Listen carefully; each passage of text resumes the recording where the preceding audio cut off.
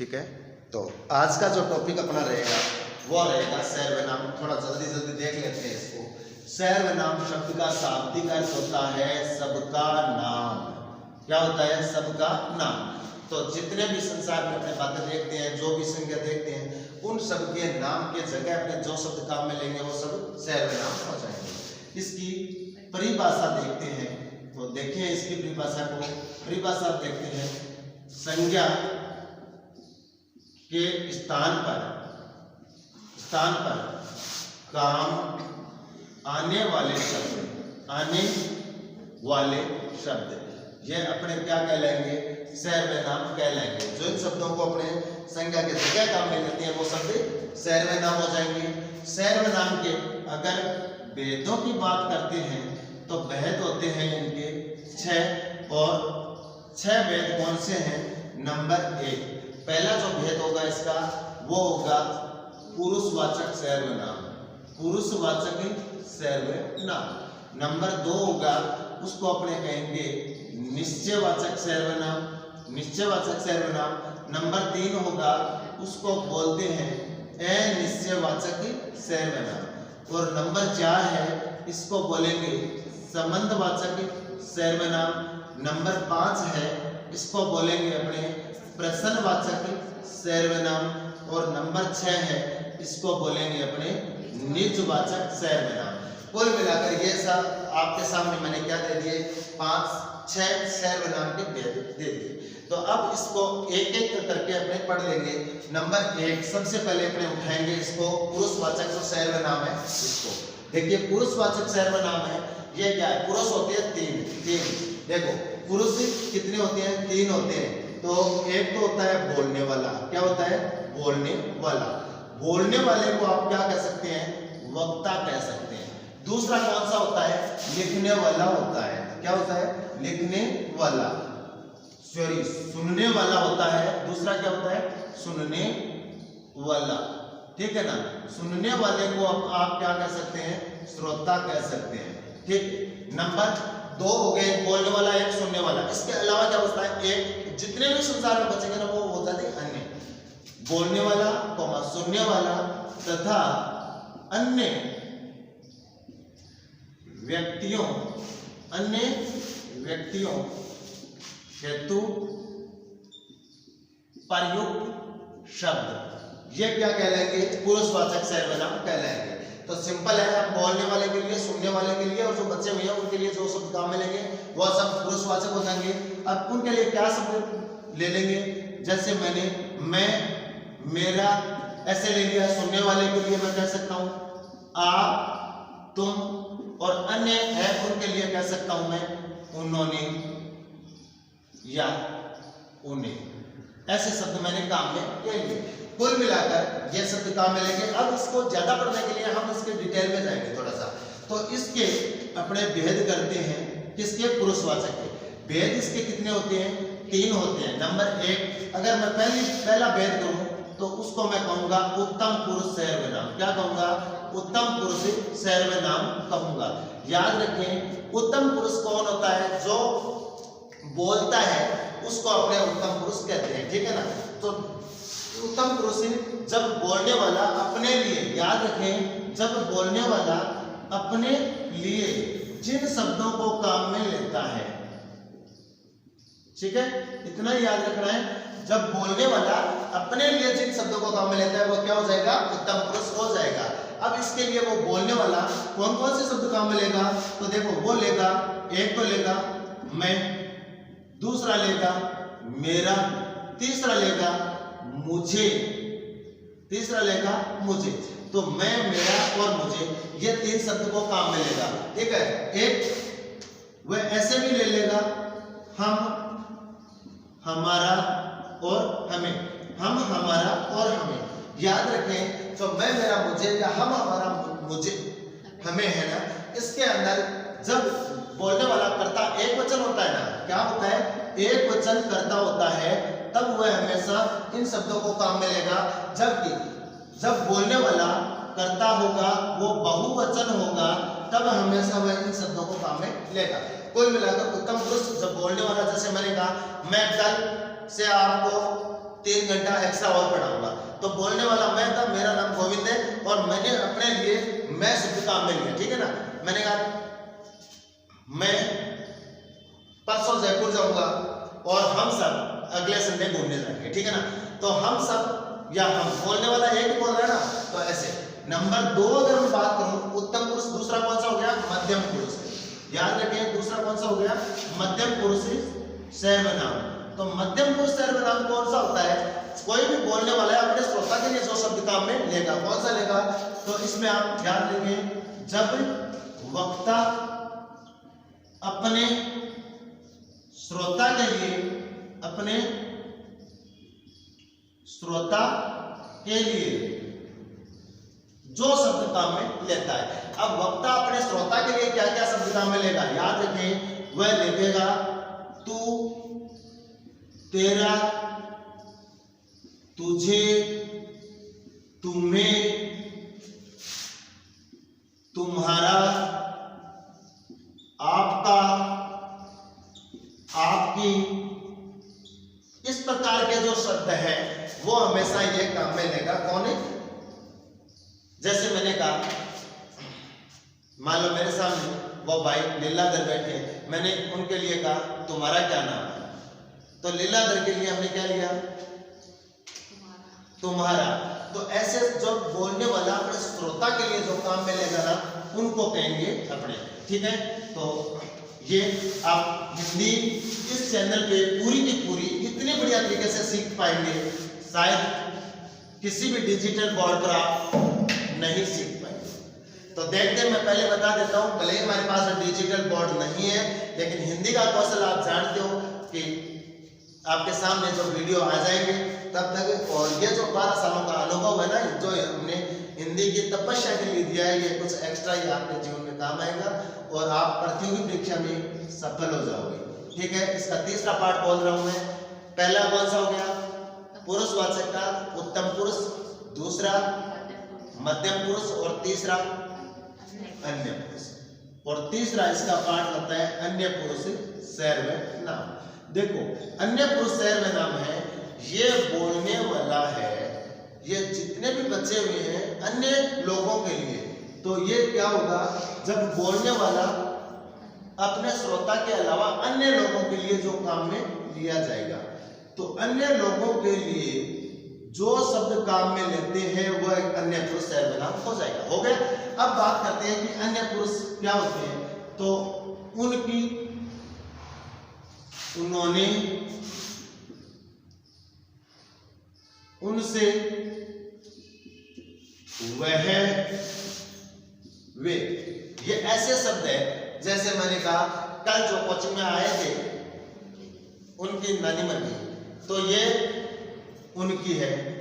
या कल जो अपने को घंटाघर के पास में मिले थे वे आज भी आएंगे, यहां पर वे शब्द है। अब जो आज हमारे सामने नहीं है, मैं अब आप क्लास में बात कर रहा हूं, आप लोगों से बात कर रहा हूं, फिर भी वो क्या है कि अभी हमारे सामने नहीं है, उसके बावजूद भी अपने बात करते हैं तो वो हो जाएगा, ठीक है। नंबर 2, तो ये तो हो गया आपका सर्वनाम का एक भेद। पहला पुरुषवाचक साहित्य समझ में आ गया। नंबर 2 बात करते हैं, दूसरा मैं सर्वनाम बोल रहा हूं, उसका नाम है निश्चयवाचक, निश्चयवाचक सर्वनाम। याद रखें, निश्चय शब्द का मतलब होता है आंखों के सामने। क्या होता है, सामने या प्रत्यक्ष होता है, सामने या प्रत्यक्ष। जिन चीजों का जो हमारी आंखों के सामने, देखो संसार में जितने भी आदमी है उनके लिए जो शब्द काम मिलेंगे वो तो करना है पुरुषवाचक में, ठीक है। और जो वस्तु है जो हमारी आंखों के सामने है वो हो जाएगा निश्चयवाचक। परिभाषा क्या होती है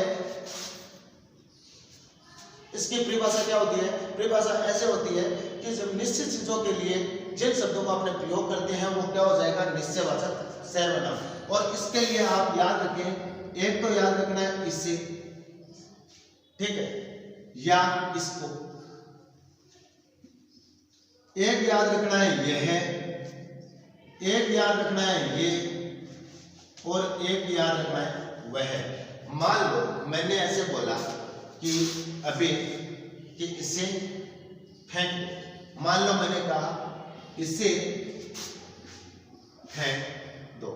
अब याद रखें कि इसे फेंक दो, किसको फेंक दो?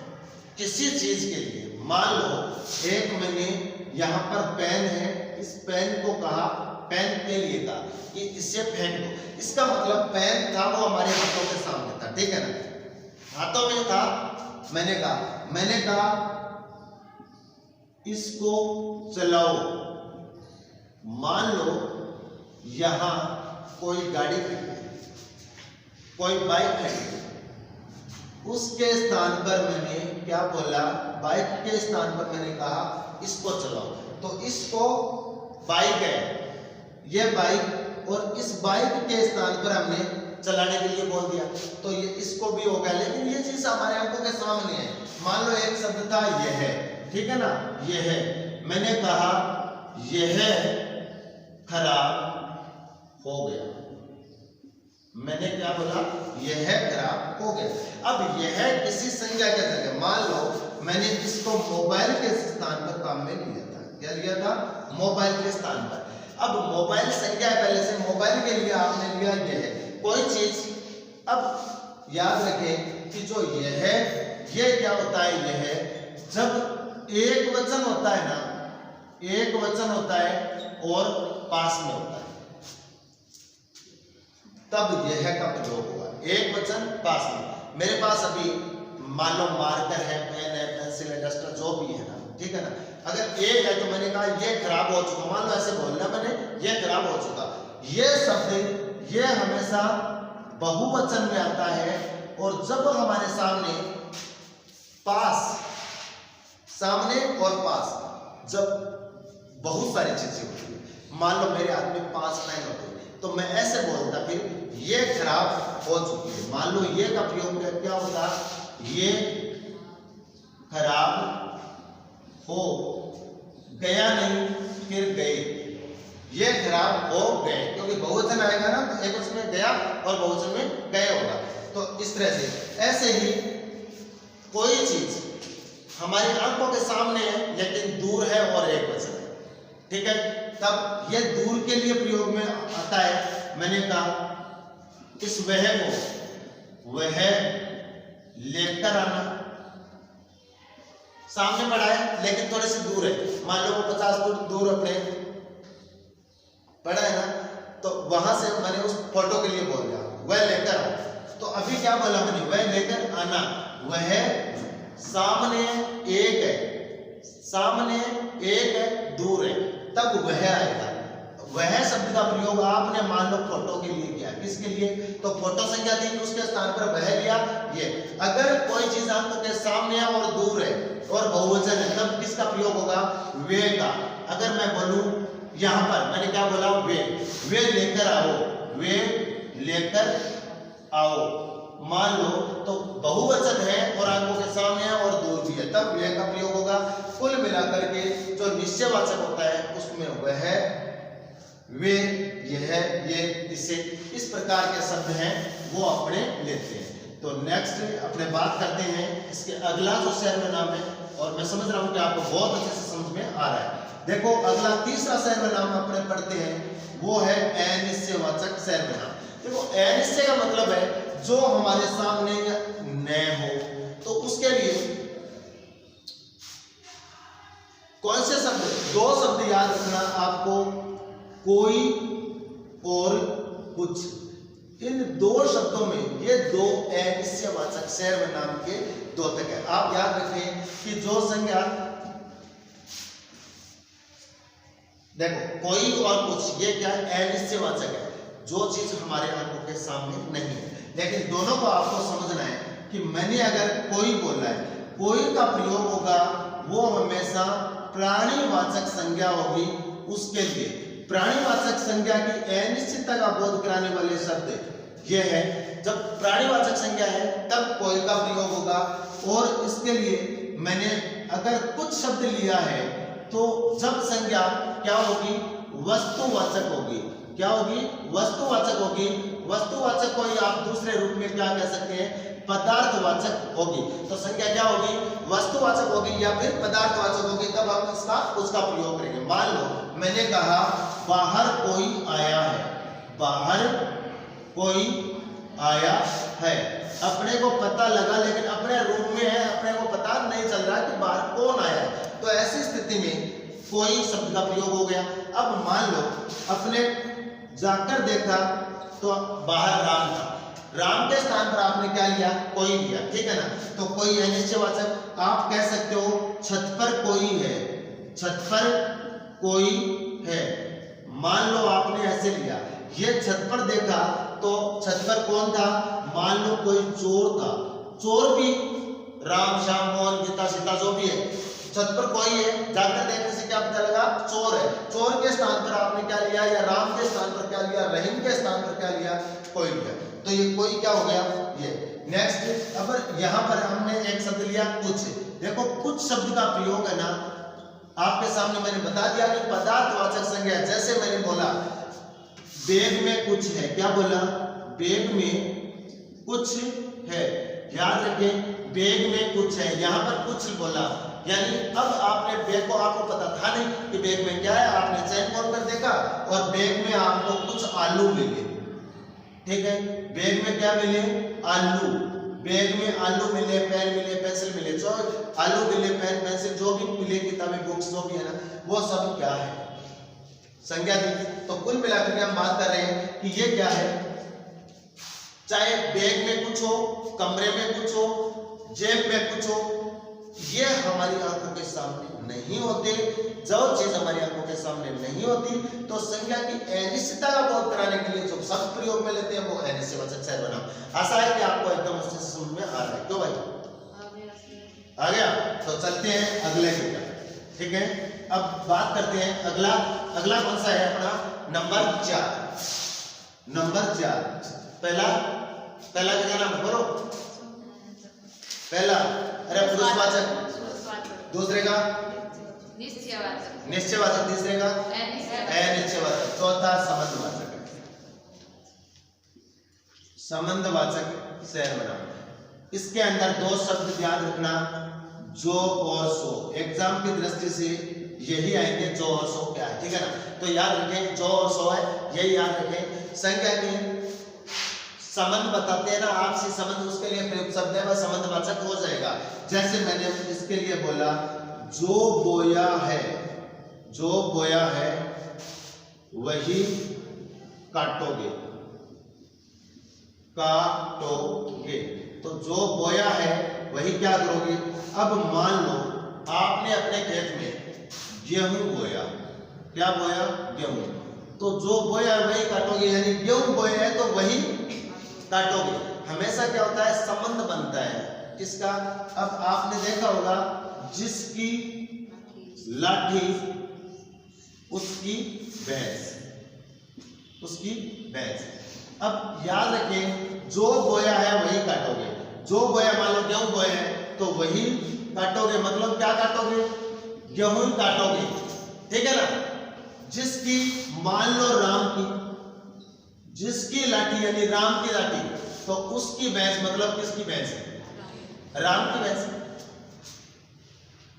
समझ रहे हो ना?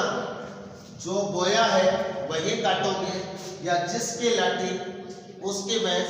अगर इस प्रकार से हम देखो, आपने ऐसे भी कहा जैसा करोगे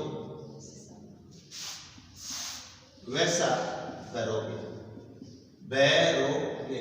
इसका मतलब जैसा करोगे यानी आपने उत्तम कार्य किए हैं तो उत्तम परिणाम ही मिलेगा। मतलब उत्तम कार्य करने पर उत्तम परिणाम। तो उस प्रकार से या जो है ये आपको दो शब्द याद रखने हैं हमेशा। एकदम सिंपल है सर्वनाम। एग्जाम में जब आते हैं मैं क्वेश्चन आंसर करवा दूंगा अभी थोड़ी देर में, तो आपको एकदम सिंपल रूप में ऐसे देख लेना है, ठीक है। नेक्स्ट हम बात करते हैं पांचवा। इसका पांचवा ये कौन सा है? प्रश्नवाचक सर्वनाम है, ठीक है ना। तो जब संज्ञा के लिए प्रश्न पूछने का बहुत कराने वाले शब्द होते हैं ना, उनके लिए प्रयुक्त सर्वनाम शब्द प्रश्नवाचक सर्वनाम शब्द कहलाते हैं। और यह शब्द कैसे होते हैं आपके सामने मैं रख रहा हूं। अगर मान लो इसमें कौन और किसको, एक तो ये याद रखना है आपको, और एक याद रखना है क्या, हमेशा इन दो को याद रखना, ये दोनों प्रश्नवाचक सर्वनाम है। ये जब प्राणीवाचक संज्ञा होती है, क्या होता है, प्राणीवाचक संज्ञा होती है, तब आपको कौन का प्रयोग करना है, और जब पदार्थवाचक या वस्तु, जो अगर वस्तुवाचक संज्ञा है, ऐसी स्थिति के अंदर आपको प्रयोग किसका करना है, क्या का करना है। देखिए आपको उदाहरण से बताते हैं। मैंने कहा, क्या बोला, तुम्हारा नाम क्या है, मान लो ऐसे बोला, तुम्हारा नाम क्या है, तो बोलने वाला ये था, तो तुम्हारा तो हो गया मध्यम पुरुष सर्वनाम, क्या हो गया, मध्यम पुरुष सर्वनाम हो गया। नाम क्या है, मान लो आपको उस भाई ने बताया कि मेरा नाम मोहन है, क्या बताया, मेरा नाम मोहन है, तो आपने मोहन के स्थान पर क्या ले रखा था काम, ठीक है ना। अगर मैं ऐसे भी कह सकता हूं कि बाहर, सॉरी इसको थोड़ा सा एक मिनट, छत पर कौन है, छत पर कौन है, याद रखिए छत पर कौन है। अगर मैं बात करूं छत पर राम था, तो आपने राम के स्थान पर क्या लिया था, कौन। अगर आप कह रहे हो गली में कौन कौन है, या गली में कौन है, तो गली में कौन है, मान लो इससे कौन से प्रश्न पूछने का भाव हुआ, गली में अपने जो लड़की है संतोष, क्यों संतोष नहीं है ना, है वो तो, हाँ तो संतोष है इसके अंदर, तो यहाँ पर संतोष के लिए कौन का मिल गया, इन कौन, या आपको कोई ये कहे कि आपने अपनी पुस्तक किसको दी, ठीक है ना, पुस्तक किसको दी, मान लो, और पुस्तक आपने किसको दे दी, किसी